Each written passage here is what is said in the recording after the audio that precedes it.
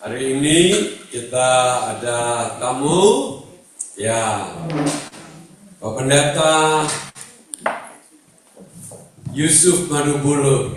Kalau saudara yang sudah pernah lihat YouTube, yang begitu banyak orang mendengar, ya, dari Pak Yusuf, YouTube itu fokus kepada bagaimana orang-orang Islam itu dapat mendengar berita kasih karunia Tuhan Yesus Kristus, supaya mereka tidak salah, tersesat, dibohongin oleh pemimpin-pemimpin yang menakut-nakutin mereka supaya jangan pindah atau jangan jadi orang percaya, orang Kristen yang percaya.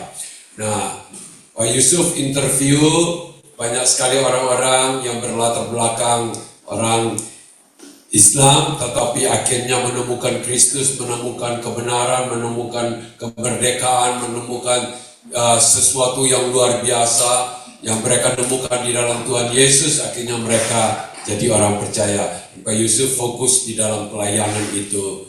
Ya, tetapi Pak Yusuf sendiri akan menceritakan bagaimana pelayanan yang dia fokus itu telah menjadi sesuatu, menjadi permusuhan dari banyak orang. Orang memusuhin dia, beliau, dan akhirnya mengutus polisi. Nanti ini cerita sendiri, ya. Nanti Pak Yusuf silakan.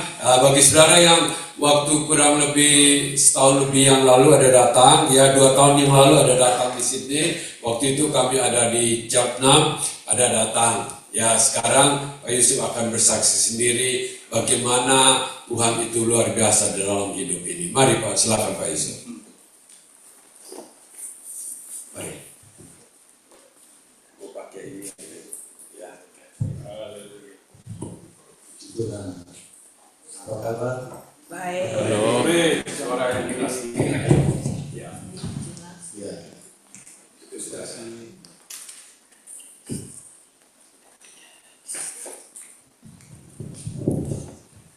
Kurang senang bisa ada di sini. Ya, tanpa terasa kurang lebih 2 tahun yang lalu saya juga mendapat kasih karunia Tuhan untuk bicara di gerejanya Pak Sem. Mungkin ada yang pada waktu itu masih ingat ya. Dan kali ini Tuhan beri kesempatan saya untuk datang di sini. Saya percaya ini bukan rencana manusia, bukan karena saya sudah kenal Pak Sem, bukan. Saya percaya ini sudah masuk dalam agenda Tuhan. Karena Tuhan punya rencana yang sangat sempurna supaya kita bisa mengenal Tuhan, kita bisa mengalami Tuhan. Ya, saya sekali lagi bersyukur kepada Tuhan, berterima kasih, dan juga berterima kasih kepada Pak Sem dan semua yang hadir. Saya diberi kesempatan untuk bicara tentang kasih karunia Tuhan. Ya, sebagaimana sudah dijelaskan oleh Pak Sem tadi,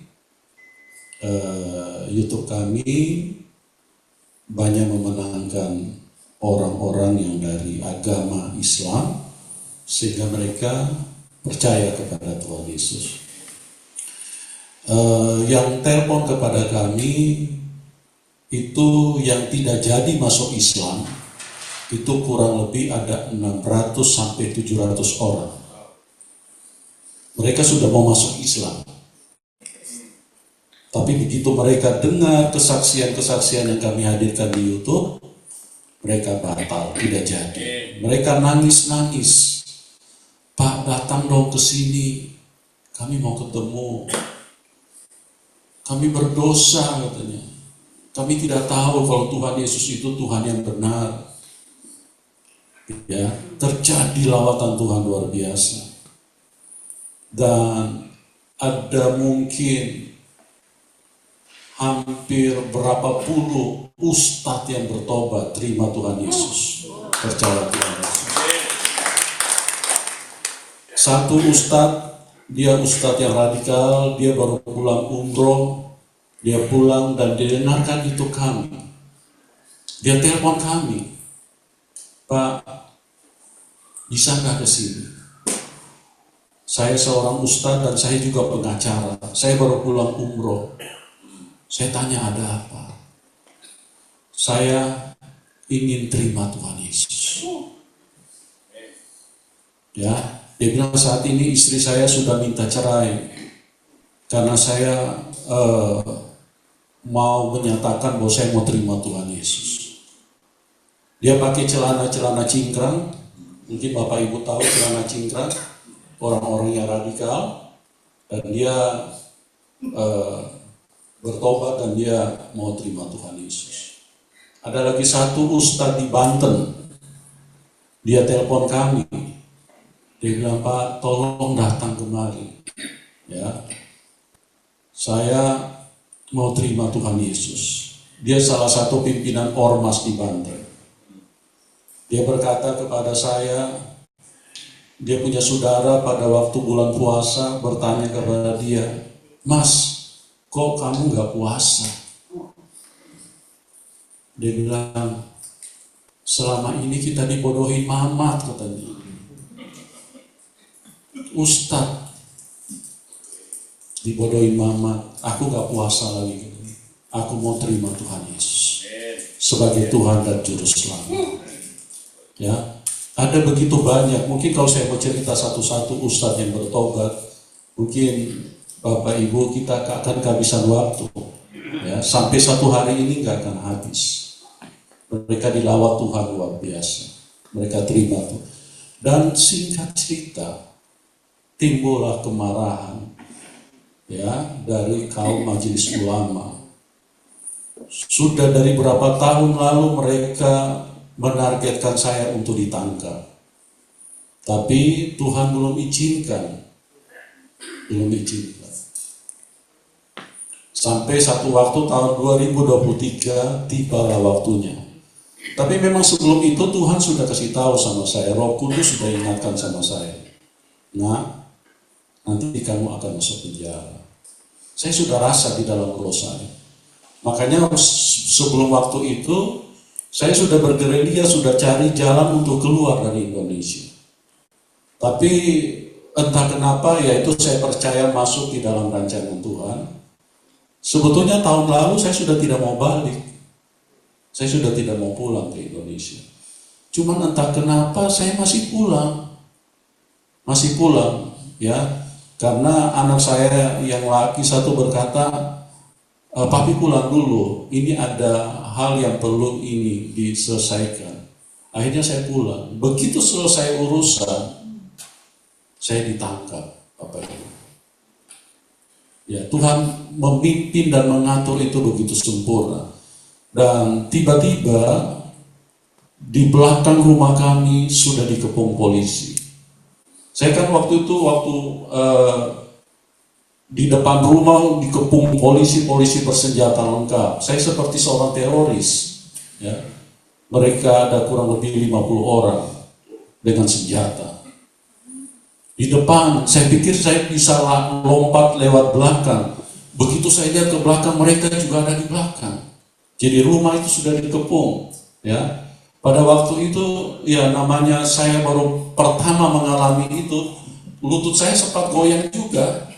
Ya, sempat goyang juga, cuma saya berusaha untuk tenang karena saya percaya bahwa saya tidak sendiri. Tuhan Yesus menyertai saya. Ya, di kamar mandi saya berusaha untuk tenang supaya istri dan anak saya tidak panik, tidak stres mereka. Saya masuk ke kamar mandi, padahal lutut saya sudah goyang karena saya belum pernah mengalami ini. Saya ingat Muhammad Kacil, mungkin Bapak Ibu tahu ya, yang pernah ditangkap dikasih makan kotoran. Dipukul sampai sekarang dia nggak bisa jalan. Kenapa? Karena ada yang retak, ada yang ini nggak bisa jalan dia. Ya, dia dihukum pada waktu itu 10 tahun. Tapi setelah banding, kemarin dikasih 8 tahun dan kemarin diajukan lagi minta dispensasi karena dianggap sudah kesehatannya kurang ini, jadi kalau tidak salah jadi 6 tahun. Ya Bapak Ibu doakan, mudah-mudahan tahun ini dia bebas. Ya, karena dia ditahan dari tahun 2021. Karena ada remisi, ada apa, ya kemungkinan istrinya chat sama saya, dia bilang kemungkinan tahun ini dia bebas.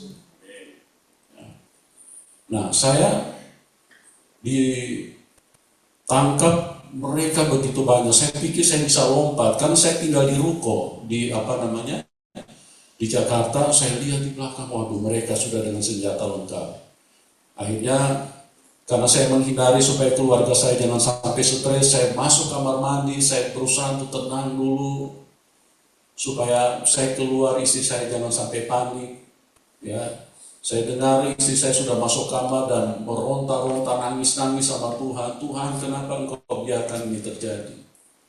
Ya, karena ya wajar di dalam pikiran manusia, kami merasa kami tidak buat apa-apa, kami justru membuat orang yang tidak baik jadi berjumpa dengan Tuhan dan mereka berubah. Ya, kenapa kami harus ditangkap? Pada waktu itu ya, karena dalam kepanikan manusia biasanya pikiran manusianya jalan. Ya, saya nangis-nangis, saya dengar dia guling-guling di dalam kamar, saya sudah gak sampai hati dengar dia. Saya masuk dalam kamar mandi, saya diam di situ. Akhirnya begitu saya sudah tenang, saya keluar. Ya, kita lagi berusaha untuk bagaimana caranya supaya bisa berikan argumentasi, tapi tetap tidak berhasil. Singkat cerita, saya dibawa. Tapi besok harinya, karena istri saya turut ketemu polisi, istri saya bilang, kalau kalian dengan cara yang tidak baik datang, saya akan lawan kalian. Saya puji Tuhan termasuk orang yang nekat, yang berani juga. Kalau kalian datang dengan cara yang tidak baik, saya akan lawan. Tapi kalau kalian dengan cara yang baik-baik, ayo kita bicara. Nah, setelah bicara-bicara, istri saya bilang, tunggu pengacara dulu. Tunggu pengacara dampingi kami, baru nanti ini kita bicara. Jadi kami masih dikasih waktu 1 hari pada waktu itu. Tapi rumah sudah dikepung polisi, sepanjang malam dijaga dengan polisi bersenjata. Semua tetangga pada nonton. Ya, kami betul-betul secara manusia malu sekali karena kami tidak buat apa-apa. Besoknya akhirnya dibawa, dan setelah negosiasi tetap mereka tidak hiraukan teman-teman. Mereka tetap menyatakan bahwa saya dianggap menista. Ya, menista si Bang Mehmet, Bang Mamat. Saya dianggap menista, maka saya harus jalani proses hukum. Singkat cerita, waktu saya mulai ditahan, 1 hari terasa seperti 10 tahun di dalam. Ya, bagaimana suasana itu, saya benar-benar secara manusiawi saya stres berat. Saya lihat dinding semua, saya lagi bayangin gimana saya bisa jebol ini dinding ini ya. Saya lagi cari jalan bagaimana supaya saya bisa keluar. Cukup mengerikan ya. Ya, cukup Bapak Ibu tahu aja, jangan sampai ke sana. Ngeri sekali ya. Tidur di antara orang yang sudah tidak berbentuk manusia karena mereka seram-seram mereka. Jadi kita masuk aja itu suasananya sudah mencekam sekali. Ya. Nah, singkat cerita, saya ditaruh tidur di lantai, tidak boleh pakai tikar, tidak boleh pakai kain. Jadi Bandung itu kalau malam sangat dingin, ya. Karena angin, terus ruangannya kan hanya jeruji, jadi angin itu kalau berhembus itu, apalagi kalau sudah malam, sudah jam 2, saya menggigil, kedinginan luar biasa. Terus Tuhan kasih hikmah, saya coba bicara dengan polisi, dan itu semua pertolongan Tuhan. Saya bilang, Pak, boleh nggak tolong, saya butuh kain, saya nggak bisa tidur. Nanti kalau saya sakit, nanti kalian juga nanti yang repot. Ya, akhirnya mereka bilang boleh, tapi persyaratannya bayar. bayar. Ya, saya bilang nggak apa-apa, nanti bayar. Jadi istri saya setiap kali datang siapin uang, bayar. Kalau cuma antar makanan, bayarnya beda, lebih murah. Tapi kalau mau ketemu dengan saya, bayarnya lebih mahal. Kalau ketemu sama saya, bayarnya 500.000. Setiap kali ketemu. Kalau cuma antar makanan, 100.000. Kalau cuma 50.000, antar sore, nanti 2 jam baru diantar masuk ke kamar. Tapi kalau 100.000, begitu antar langsung delivery.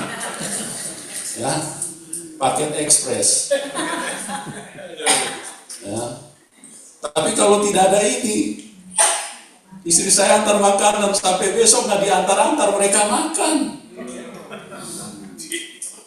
Luar biasa mereka punya ini. Ya, jadi Tuhan kasih hikmat. Jadi kami ini kami nggak apa-apa, kami bayar. Yang penting saya di dalam jangan sampai kedinginan, Bapak Ibu. 3 bulan saya ditahan di Polda. Belum lagi dilempar ke rutan. Di rutan di Bandung juga. Di rutan saya hampir 4 bulan, 3 bulan setengah, hampir 4 bulan. Ya, dipindahkan. Nah, di rutan lagi lebih konyol lagi. 1 kamar itu ada harganya yang 200 juta. Bapak Ibu tidak tahu kan Indonesia? Itulah Indonesia Raya. Ya. Kadang-kadang kalau ingat, kadang-kadang emosi suka ini juga. Bayar 200 juta. Kalau kita bayar 200 juta, kita di situ cuman terserah kita mau isi 4 orang boleh, mau isi cuma 1 orang boleh, 3 orang boleh. Jadi kalau misalnya kita isi 4 orang, kita patungan itu bayar. Kalau tidak bayar, ya dikasih kamar kelas kambing, 1 kamar 40 orang. Begitu balik tidur begini, hidung dengan hidung ketemu. Ya.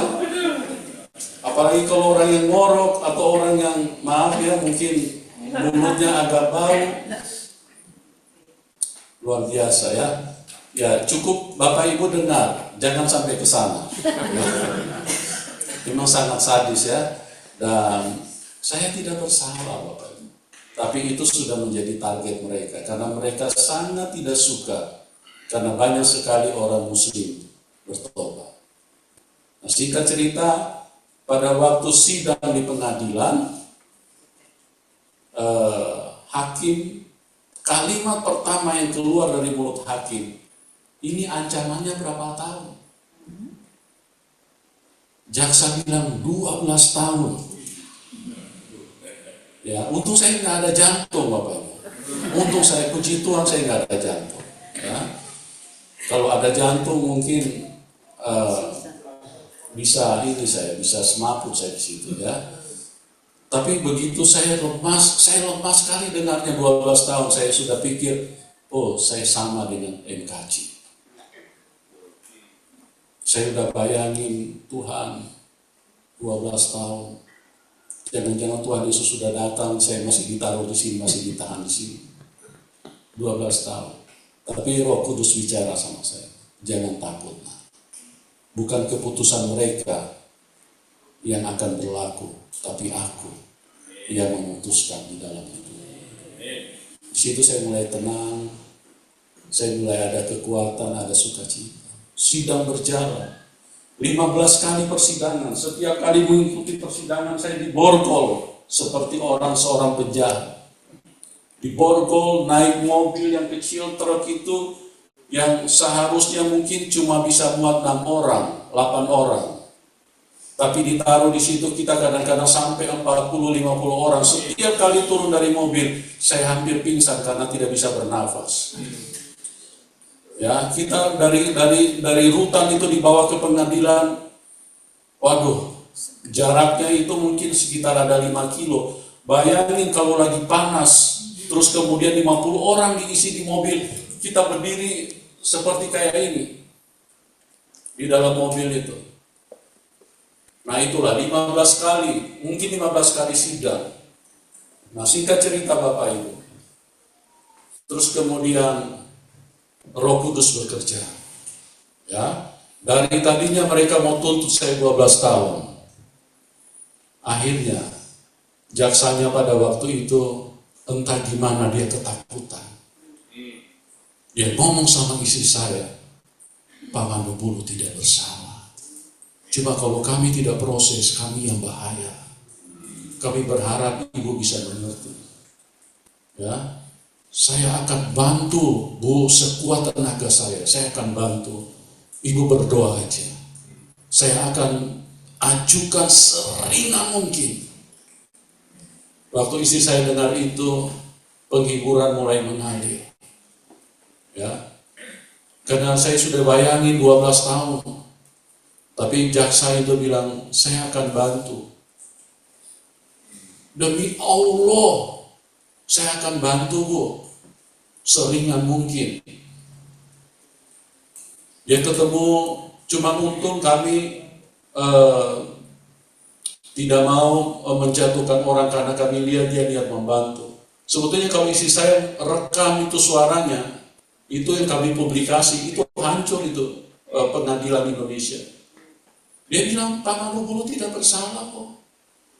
Cuma kalau kami tidak proses, kami yang bahaya, katanya. Ini pesanan. Terakhir, beberapa kali sidang mau terakhir, dia bilang sama saya, Pak Yusuf, nanti tolong ya, kalau Bapak bebas, Bapak keluar aja lah. Jangan di sini lagi, jangan di Indo. Bapak bahaya nanti. Katanya. Ya Pak, terima kasih. Nah, sehingga cerita, dari 12 tahun, akhirnya jaksa tuntut cuma 1 tahun. Luar biasa. Cuma 1 tahun.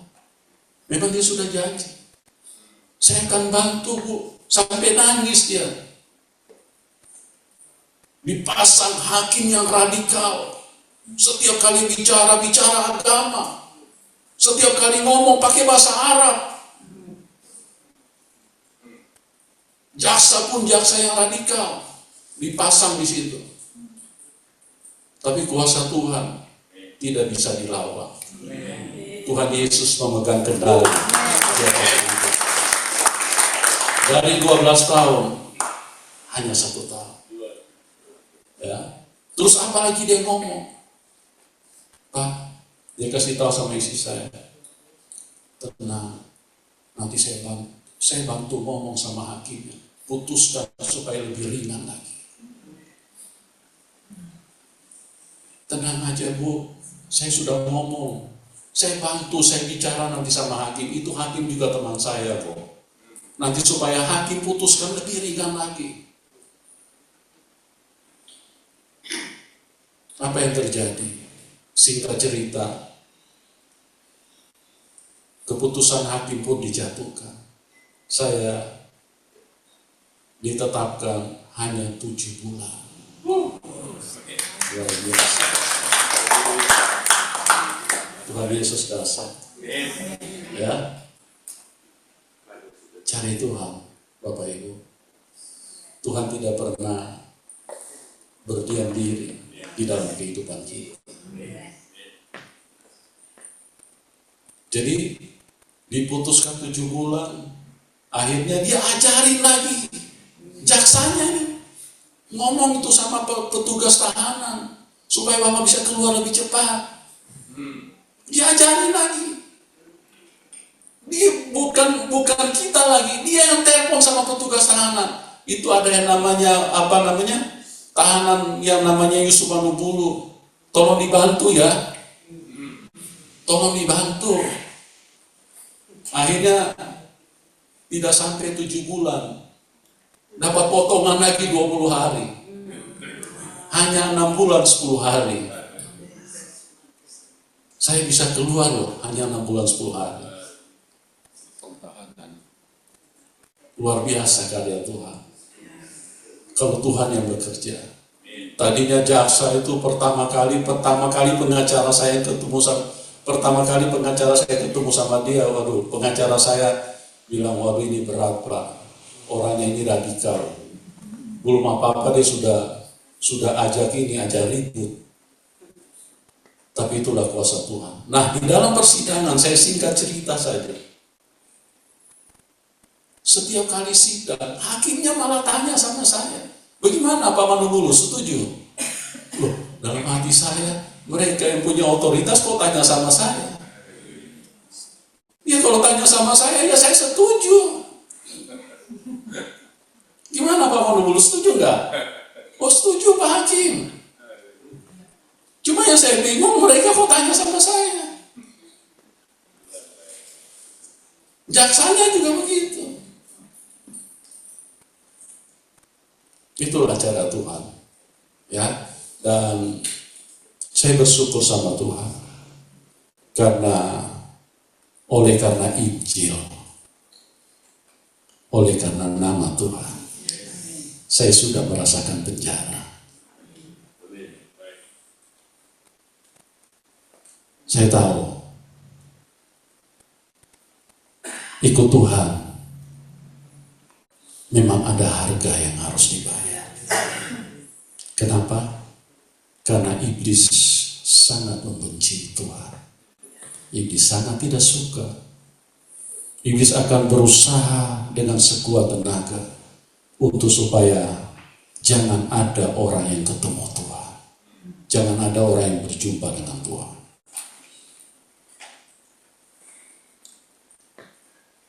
Tapi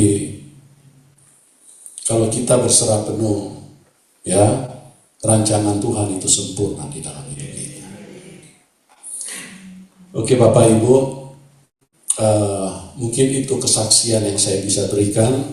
Nah, sekarang saya rindu untuk mengajak kita bisa bersekutu dengan firman, ya, bisa memahami kebenaran untuk menjadi kehidupan di dalam perjalanan kita.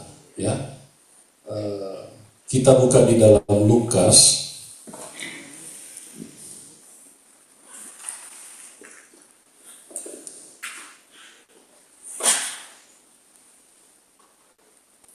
Lukas pasal yang ke-19 ayat pertama sampai dengan ayat yang ke-10. Lukas 19 ayat pertama sampai dengan ayat yang ke-20. 10. Mungkin bisa ditampilkan? Oke. Mungkin ada yang Bapak Ibu yang bisa bantu saya bacakan supaya saya nggak miring-miring begini. Ada? Satu orang saja? Bisa. Oh, terima kasih Pak Sen. Pak Sen ini luar biasa.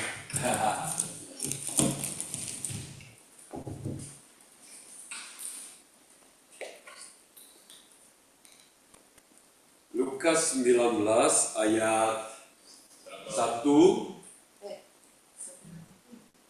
Lukas 19 ayat 1 sampai 10. Yesus masuk ke kota Yeriko dan berjalan terus melintasi kota itu.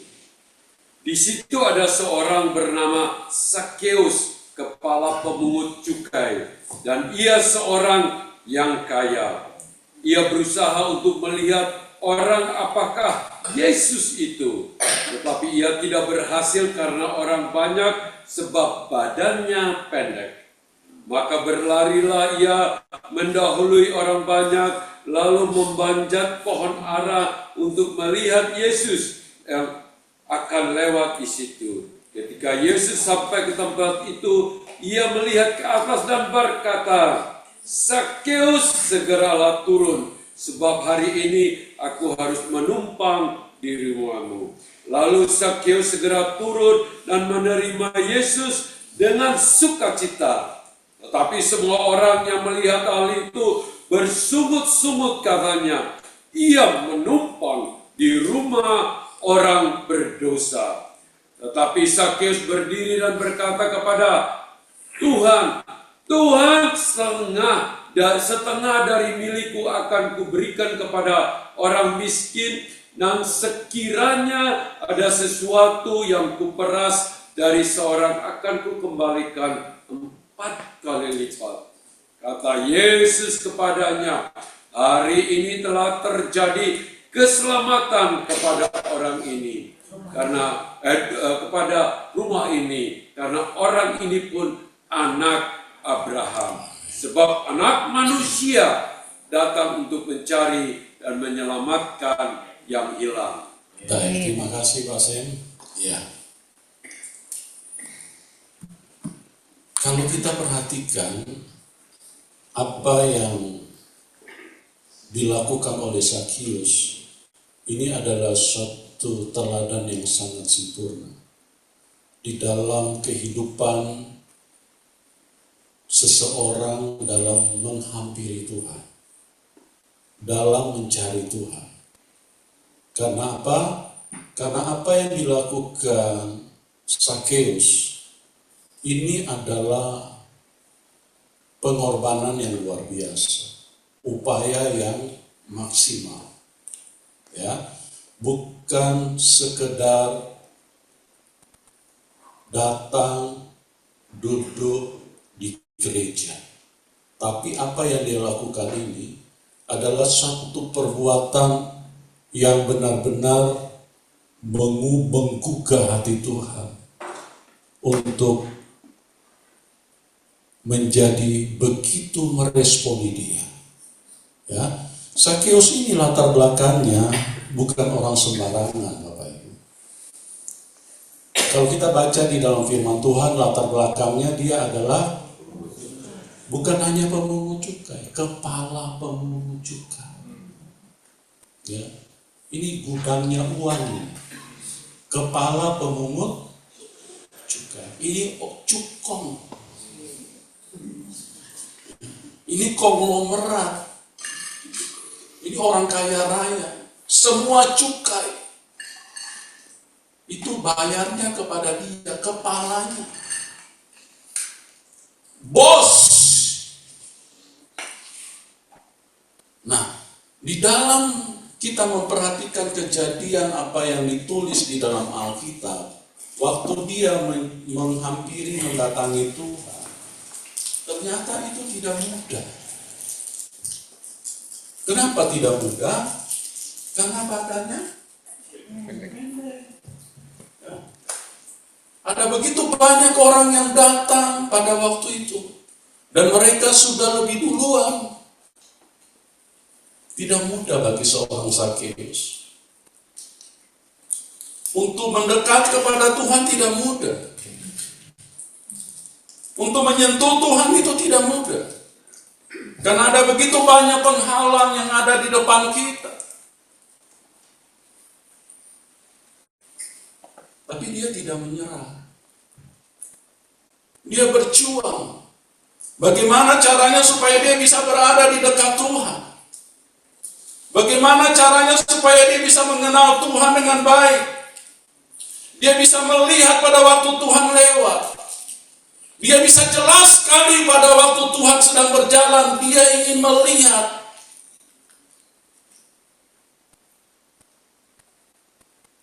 Nah, cara yang dilakukan oleh Zakheus itu membuat Tuhan meresponi dia.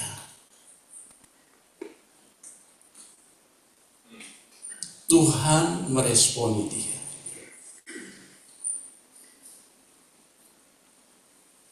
Saya ingin beritahu kepada kita, Zakheus ini bukan petani, Bapak Ibu. Zakheus ini bukan tukang parkir. Zakheus ini bukan tukang bakso. Bukan orang yang punya restoran. Bukan. Dia kerjaannya cuma hitung uang.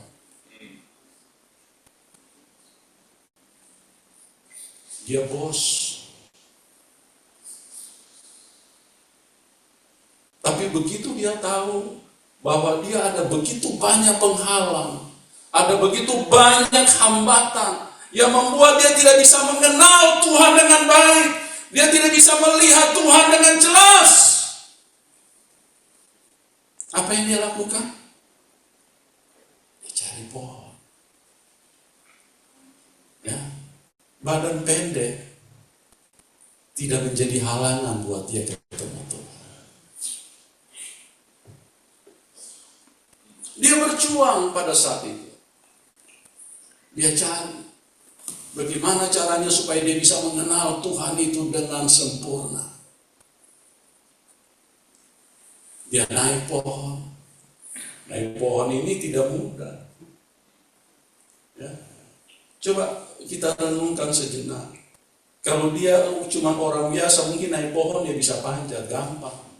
Ini bos, ini tidak mudah loh. Panjat pohon kelapa lagi. Bisa patah kaki atau patah tangan, bisa-bisa koin. Ya, bisa-bisa tidak pulang dia. Cuma gara-gara dia ingin berjumpa dengan Tuhan. Tuhan itu sangat sensitif loh. Jangan pikir banyak orang yang datang, Tuhan tahu. Tuhan kenal setiap hatimu. Dengan cara apa? Dengan metode apa? Seberapa haus engkau kepada Tuhan? Seberapa rindu engkau kepada Tuhan? Seberapa ingin mengenal engkau pada waktu Tuhan lewat di depanmu? Itu Tuhan tahu, Bapak Ibu. Sekalipun duduk sama-sama kelihatan tidak ada bedanya. Tapi Tuhan tahu. Tuhan tahu. Dia panjat pohon. Oh, itu beresiko. Beresiko, Bapak Ibu. Paling tidak patah tangan. Pohon kelapa bukan pohon yang pendek. Pohon ara. Ya. Pohon ara juga tidak pendek, Pak. Oh, cukup tinggi. Itu tidak mudah. Tapi dia berjuang, dia naik. Tidak ada satupun yang bisa menghalangi dia untuk ketemu Tuhan. Tidak ada satupun yang bisa menghalangi dia untuk berjumpa dengan Tuhan. Untuk melihat Tuhan secara nyata di dalam hidup ini.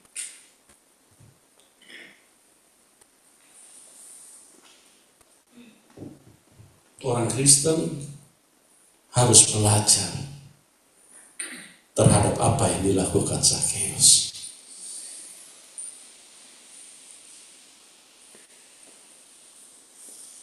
Jangan baru berdoa 15 menit sudah muak.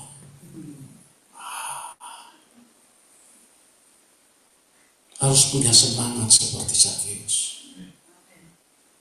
Berjuang terus. Tidak ada satupun yang bisa menghalangi engkau. Sampai engkau bisa mengenal Tuhan dengan baik. Ada begitu banyak orang pada waktu itu di dekat Tuhan. Tapi mereka tidak mengenal Tuhan. Ya. Mereka tidak mengenal Tuhan lewat. Tapi mereka tidak tahu bahwa ini Tuhan, sumber kehidupan yang mereka bisa menemukan apa saja di dalam Dia. Orang Israel nggak tahu. Makanya Tuhan lewat begitu saja. Beda dengan Zakheus. Dia tahu ada satu pribadi yang terlalu berharga yang akan lewat di depannya. Dia tahu waktu naik pohon itu berisiko buat dia. Tapi dia tahu nyawanya tidak sebanding dengan pribadi yang akan lewat di depan dia. Ini jauh lebih berharga. Tidak boleh ada satupun yang menghalangi aku. Aku harus melihat dan mengenal Tuhan dengan baik. Dia naik ke pohon. Sekalipun itu ada risikonya.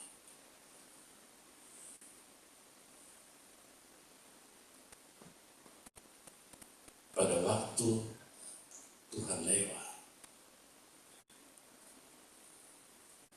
Zakheus pun kan tidak beritahu kepada Tuhan. Dulu kan belum ada HP, belum ada WA kan. Tuhan Yesus nanti kalau kau lewat saya panjat pohon ya, jangan lupa berhenti. Belum ada email. Ya. Tapi email yang ada di dalam hati Tuhan sangat sempurna untuk mengetahui setiap pribadi manusia. Searchingnya itu sangat kuat, lebih tajam daripada medsos apapun. pada waktu Tuhan lewat. Tidak usah diajari, tidak usah diberitahu. Sang kehidupan yang sempurna itu dia tidak bisa lewat. Dia berhenti. Kenapa? Karena magnet dari Sakeus, kesungguhan Sakeus yang ingin melihat mengenal Tuhan, itu membuat Tuhan berhenti di depan pohon. Sakeus, mari turunlah. Oh, luar biasa. Untuk menggerakkan Tuhan itu, ya, itu ada di dalam diri kita masing-masing. Tidak perlu nanti ada Bapak Pendeta, Bapak Sem, baru Tuhan tergerak. Tidak perlu.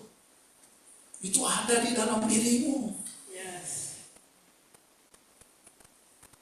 Cuman bisakah engkau menyingkirkan penghalang yang menghalangi, yang membuat engkau tidak bisa mengenal Tuhan?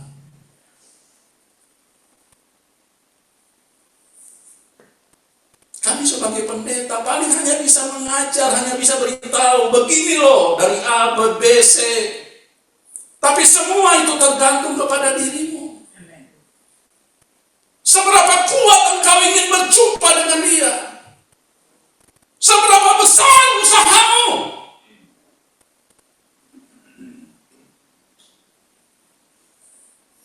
Ayo, itu tergantung kita kok masing-masing.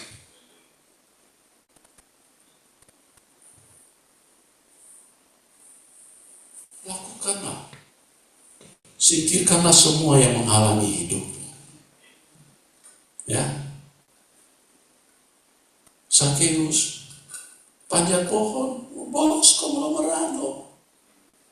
Panjat pohon, apa kata anak buahnya? Panjat pohon.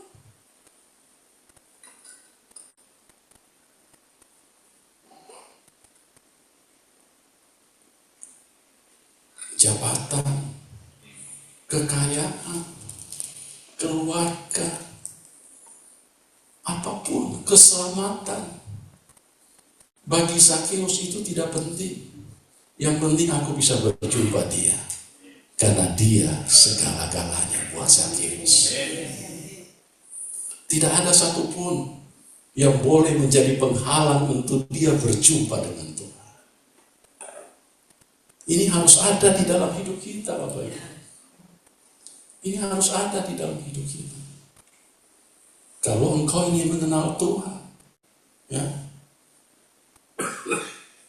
Kalau engkau tidak punya semangat seperti Sakeus, ada begitu banyak penghalang di dalam hidup ini yang membuat seringkali kita tidak bisa ketemu Tuhan. Ngantuklah, capeklah, ada temanlah yang telepon, membuat waktu habis 1 jam. Cuma hai, sudah berapa cucumu? Wih, anakku sudah sekolah di sini. Itu semua penghalang yang membuat Anda tidak bisa ketemu Tuhan. Singkirkan semua itu. Kalau ada banyak penghalang, naik lebih tinggi. Sampai kau bisa mengenal itu Tuhan. Tuhan sedang lewat di depanku. Dan Tuhan tidak akan lewat. Dia pasti berhenti kalau kau seperti Sakeus. Dia akan berkata, Sakeus, turun. Hari ini aku akan menumpang di rumahmu. Waduh. Tuhan itu sangat sensitif. Ya. Sangat sensitif. Dia tahu untuk pelintir jaksa yang sidang saya, dia tahu. Gampang kok untuk pelintir mereka. Dia tahu. Untuk toil mereka sedikit, dia tahu. Ya, dari 12 tahun bisa bayangin turun cuma 6 bulan. Kalau bisa mungkin mereka tidak mau tahan saya kalau tuh, cuman begitulah sistem di Indonesia. Tuhan tahu, gampang. Nggak usah ragu ikut Tuhan.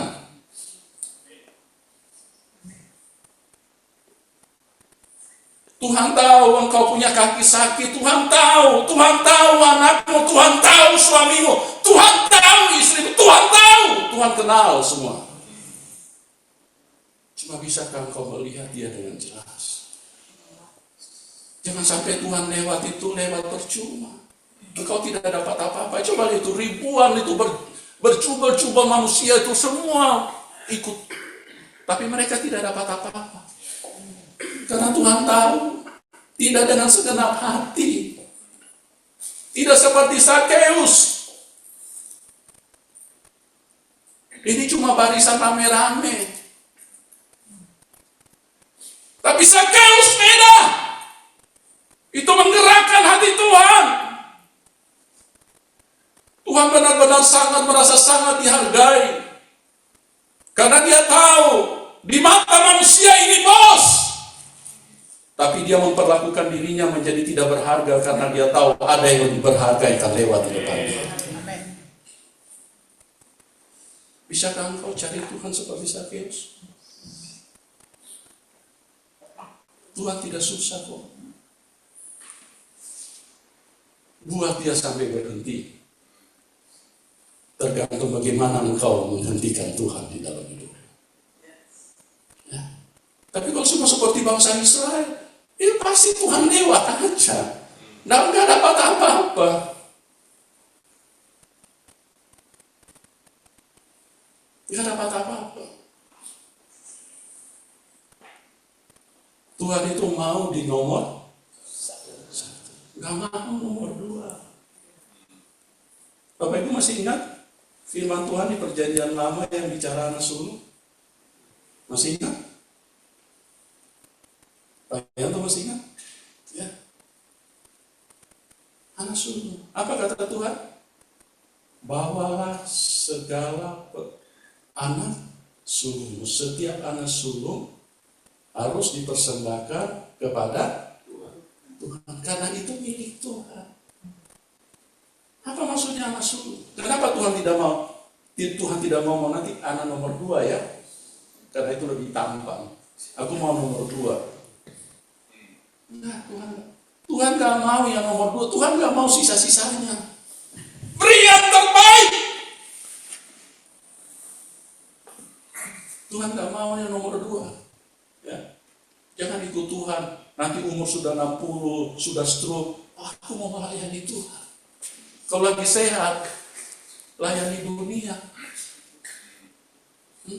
Habis dia buat hidupnya untuk dunia. Tuhan yang kasih dia hidup, dia persembahkan untuk dunia. Hancur-hancuran. Jangan jadi manusia durhaka.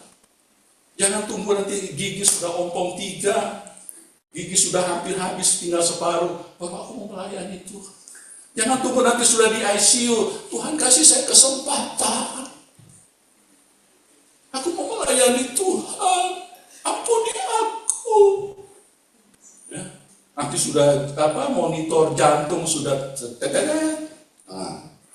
sudah hampir berhenti itu. Baru dia ingat Tuhan.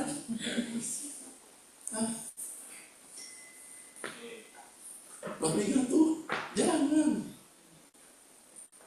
Anak sulung. Yang pertama dari hidupmu harus engkau berikan kepada Tuhan. Kalau mau berdoa jangan nanti tinggal sudah mau tidur, sudah full ngantuk baru berdoa. Itu nanti aminnya besok pagi. Luar biasa. Itu masih luar biasa. Kalau luar binasa, gen. Ya, jangan asal-asalan dengan Tuhan, Bapak Ibu. Beri yang terbaik. Tuhan itu sensitif.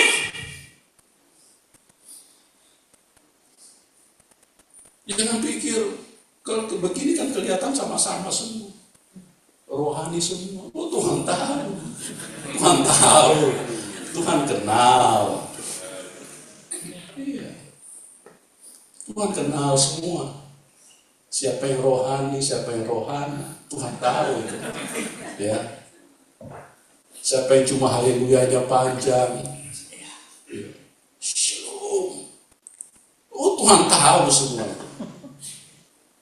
Tuhan tahu. Buktinya itu ribuan tidak membuat Tuhan berhenti kok. Tidak, Tuhan tidak terpengaruh dengan begitu. Tapi yang membuat Tuhan terpengaruh itu hati. Kalau hatimu menghampiri Tuhan dengan segenap, makanya Tuhan bilang apa? Kasihilah Tuhan Allahmu dengan segenap hatimu. Dengan segenap jiwa. Dengan segenap akal budi. Tuhan mau semua. Persembahkanlah tubuhmu sebagai persembahan yang hidup. Ini mau kasih persembahan sama Tuhan, jadi begitu. Makanya orang Kristen, jangan salahkan Tuhan kalau Anda tidak ketemu Tuhan. Karena hidupmu tidak segenap. Tidak sungguh-sungguh.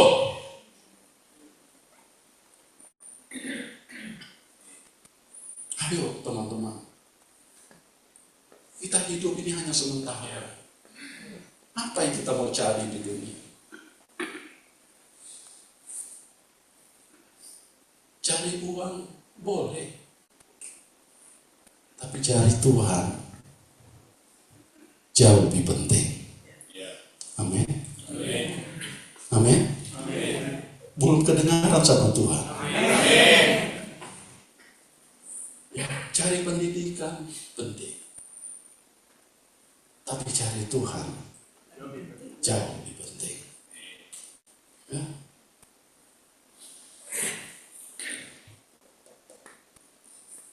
Ada orang beberapa kali suka konsultasi sama saya. Pak Pendeta,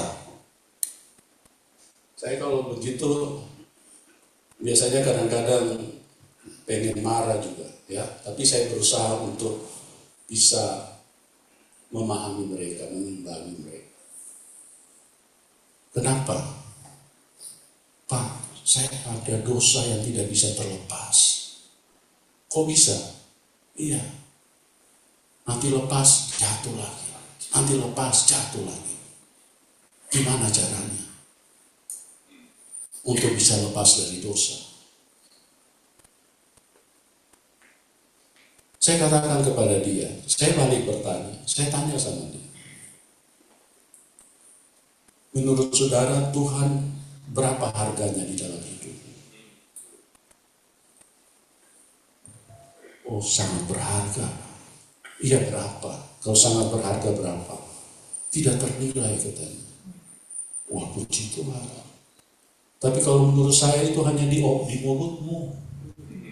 Itu di mulutmu. Tuhan itu tidak ada harganya buat. Kenapa? Karena kalau Anda berjuang sungguh-sungguh, tidak ada dosa yang tidak bisa terlepas. Karena Tuhan sendiri itu suci. Itu sangat bertolak belakang dengan kodrat Tuhan. Ya. Tuhan sangat membenci dosa.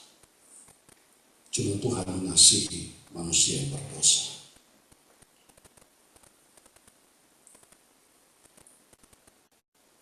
Kalau Tuhan hadir di dalam hidupmu, maka dosa secara otomatis pasti akan lepas. Pasti akan lepas. Karena Tuhan itu kudus. Tidak mungkin dosa itu bisa menempel di dalam hidup. Itu karena Tuhan tidak ada di dalam hidup. Makanya engkau jatuh lagi di dalam dosa. Kenapa bisa Tuhan tidak ada di dalam hidupmu? Karena Tuhan tidak berharga buat hidup. Kalau Tuhan berharga, setiap saat engkau bersama Tuhan, ya, semua yang namanya dosa itu tidak usah diajari, dia akan terlepas dengan sendirinya. Banyak orang berkata, Pak, saya ingin hidup kudus. Tidak usah berjuang untuk hidup kudus. Kalau Tuhan hadir dalam hidupmu, semua karakter hidupmu akan dibersihkan. Kekuatan Tuhan akan masuk di dalam hidupmu, membuat engkau benci daripada dosa. Tapi kalau Tuhan tidak ada di dalam hidupmu, Anda masih ingat anak yang pergi jauh memboroskan hartanya? Makanan babi pun dimakan. Ya. Itu bukan cuma virus COVID ada di situ. Hah? Virus babi.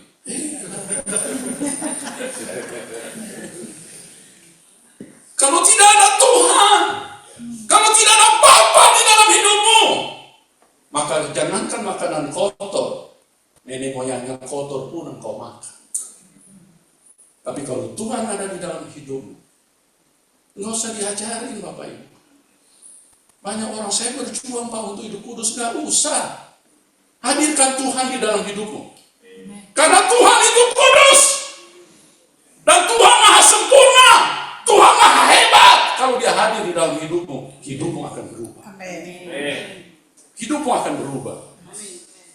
Saya dulu waktu mulai melayani Tuhan, tahun 2003 saya dipanggil Tuhan.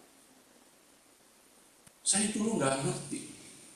Semua keinginan nonton TV hilang dengan sendirinya. Saya nggak minta-minta Tuhan tolong supaya saya tidak nonton TV, tidak nonton ini. Enggak. Semua hilang Bapak Ibu. Maaf, sampai ngobrol saja. Saya nggak ada selera. Nggak ada selera Bapak Ibu. Terus selera saya apa? Saya nggak tahu. Hampir setiap hari cuma masuk kamar nyembah Tuhan, masuk kamar nyembah Tuhan. Saya pikir saya ini manusia aneh apa gimana. Saya nggak tahu pada waktu bahwa Tuhan sedang mempersiapkan saya untuk melayani.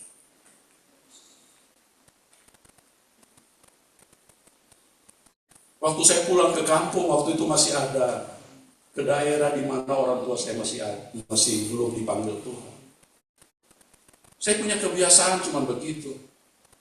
Kalau selain makan, masuk kamar, berdoa menyembah Tuhan. Berdoa menyembah. Satu ketika saya lagi menyembah, saya keluar mau ke kamar mandi. Mama saya panggil saya. Terus mama saya bilang begini, tahu gak nak, itu orang di sebelah itu maju sekali usahanya.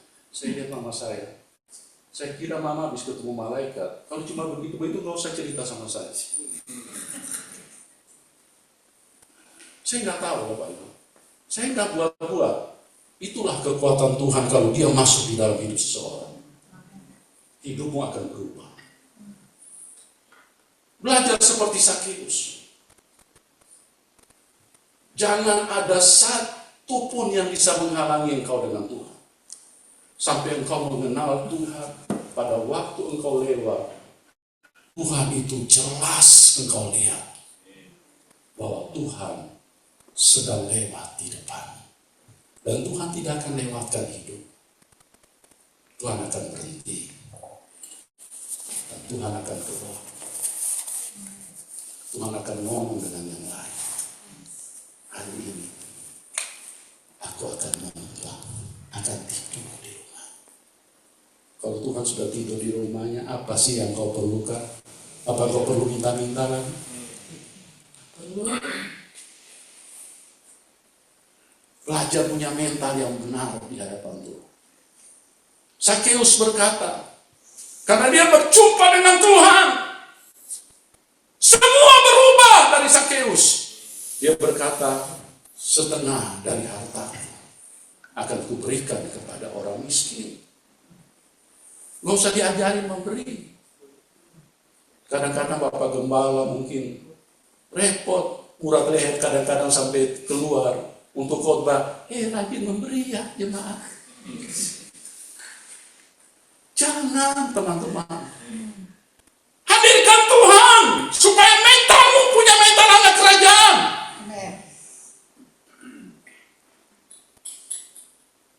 Supaya hubunganmu dengan Tuhan itu baik dan benar.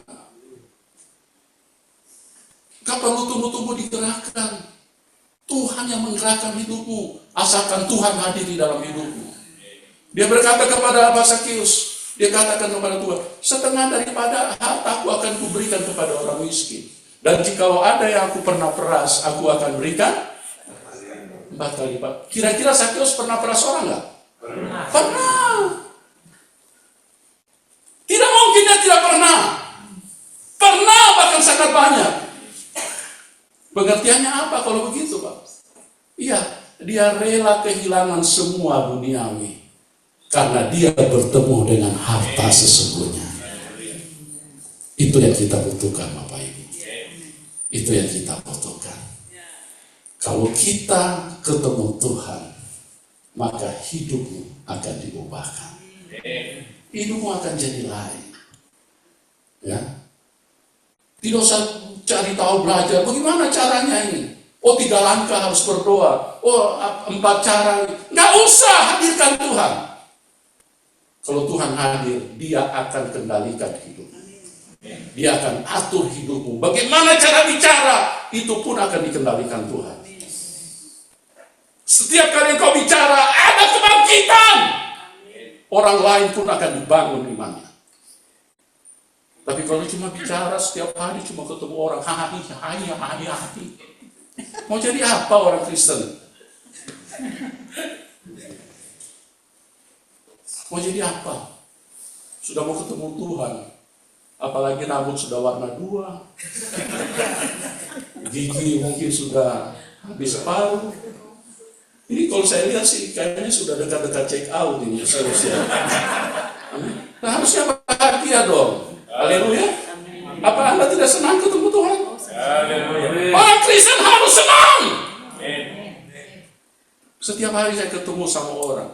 Kalau kalian tanya apa kerinduan saya, pulang ketemu dia. Ya. Saya tidak main-main, Bapak Ibu. Tuhan tahu betul. Saya terlalu rindu pulang ketemu dia. Anda tidak pernah tahu betapa bahagianya kalau Anda ketemu Tuhan. Semua kasih yang ada di dalam manusia itu dari Tuhan. Bagaimana kalau kita ketemu lautan kasih? Seberapa besar bahagia kita? Saya nggak bisa cerita. Nanti kalau Anda pulang ketemu Tuhan, baru Anda buktikan apakah pendeta Yusuf Manugulu yang saya omong hari ini benar atau tidak. Kalau Anda ketemu Tuhan, dari rambut kepalamu sampai kuku kakimu merinding di dalam kebahagiaan. Anda salah besar kalau Anda tidak rindu ketemu Tuhan.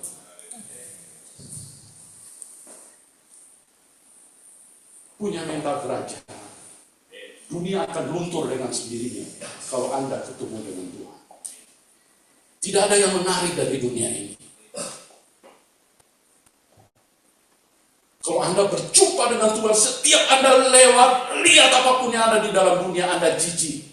Dulu saya tidak mengerti kenapa Paulus bilang, aku menganggap dunia ini seperti sampah.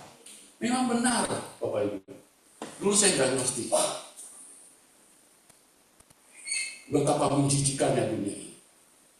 Ya, mari kita kenal, lihat Tuhan, dan biarkan dia berarti di dalam hidup. Biarkan dia menjadi raja, dia mengatur hidup. Saya beri kesempatan kepada kita untuk menyanyikan pujian. Tadi sudah dikatakan dia memimpin pujian. Kalau kita memuji Tuhan, dia akan hadir. Tuhan berkata apa? Dia bertata di, dia tidak bertata di atas dompetmu.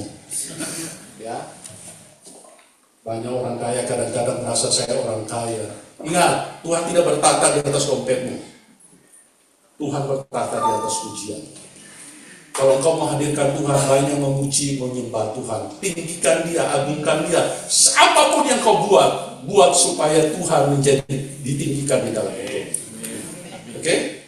Saya serahkan kepada pemimpin pujian untuk membawa beberapa pujian penyembahan sesuai dengan gerakan Roh Kudus. Silakan, Pak.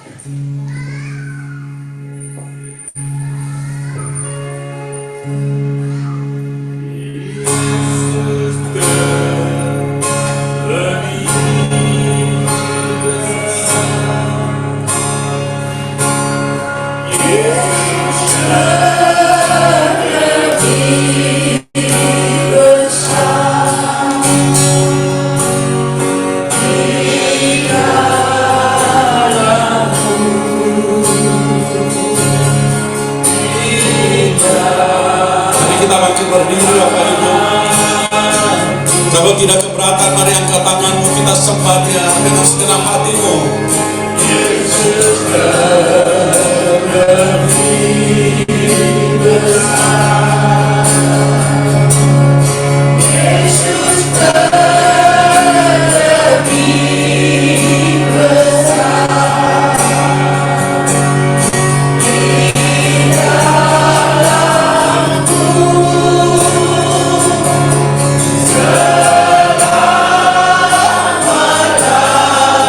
Katakan, Tuhan Yesus lebih besar.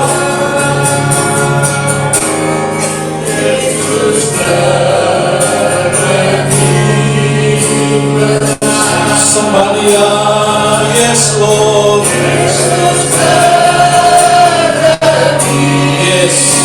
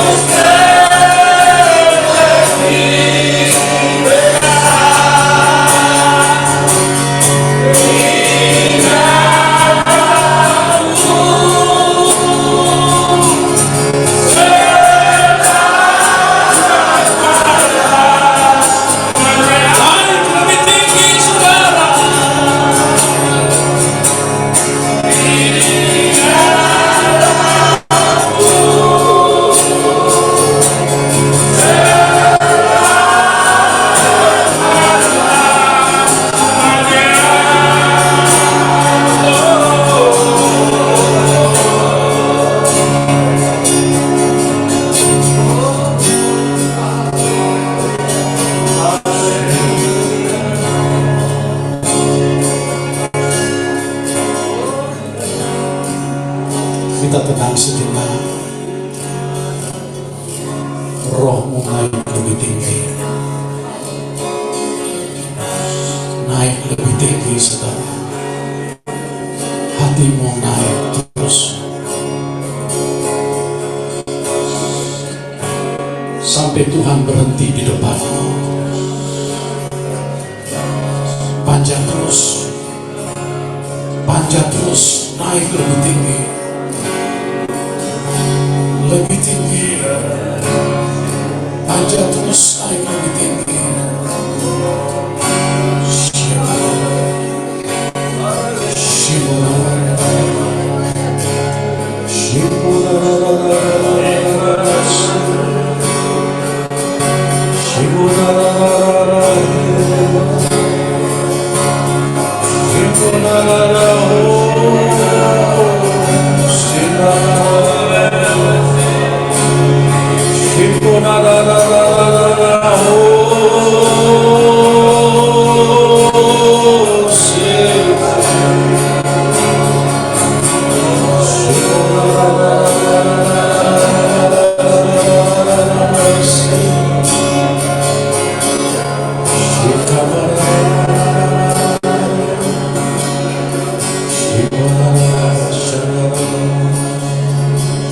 Silakan WL pilih lagu lagi. Kita akan terus menyembah Tuhan sampai Tuhan berhenti di depan.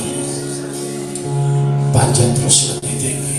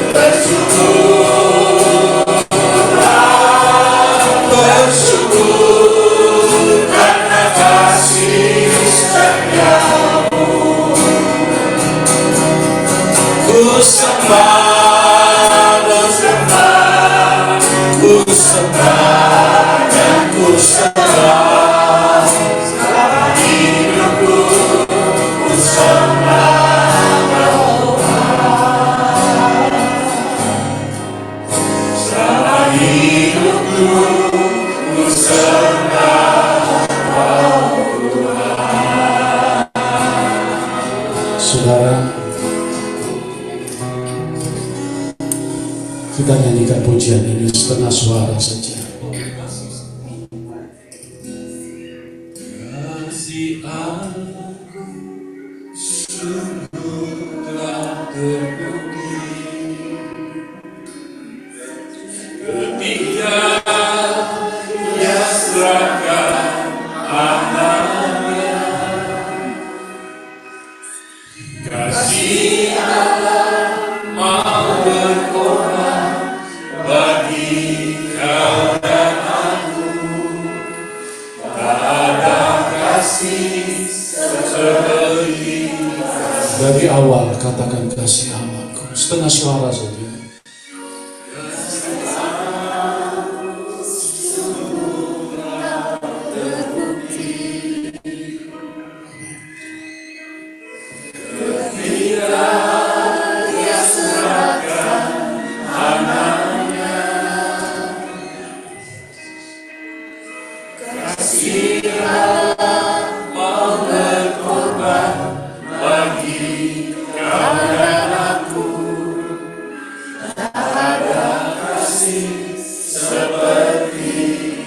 Sekali lagi dari awal, katakan dengan lembut, kasih Allahku.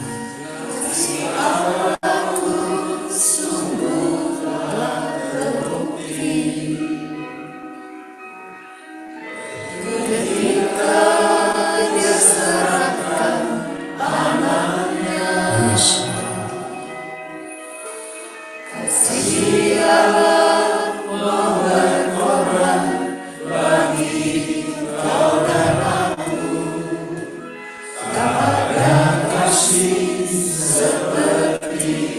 Bersama-sama bersyukur setengah suara saja.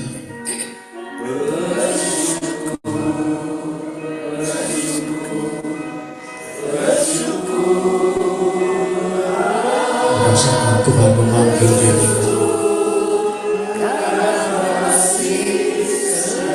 Dengarkan Tuhan panggil namamu.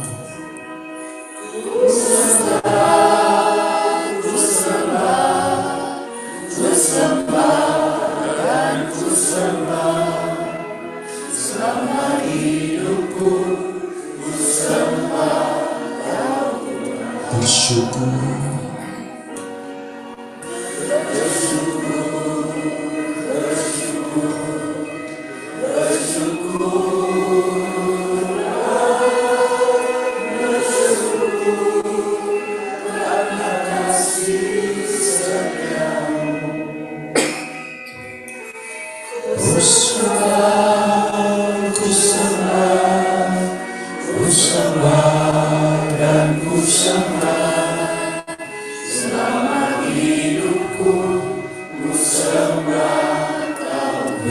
Katakan bersyukur, bersyukur, bersyukur, bersyukur, bersyukur karena kasih setiamu.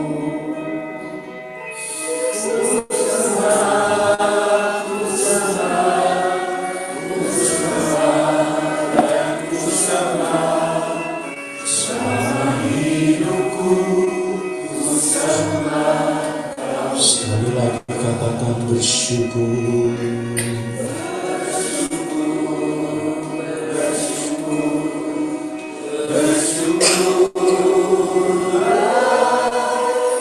Bersyukur karena kasih setiamu. Oh, ku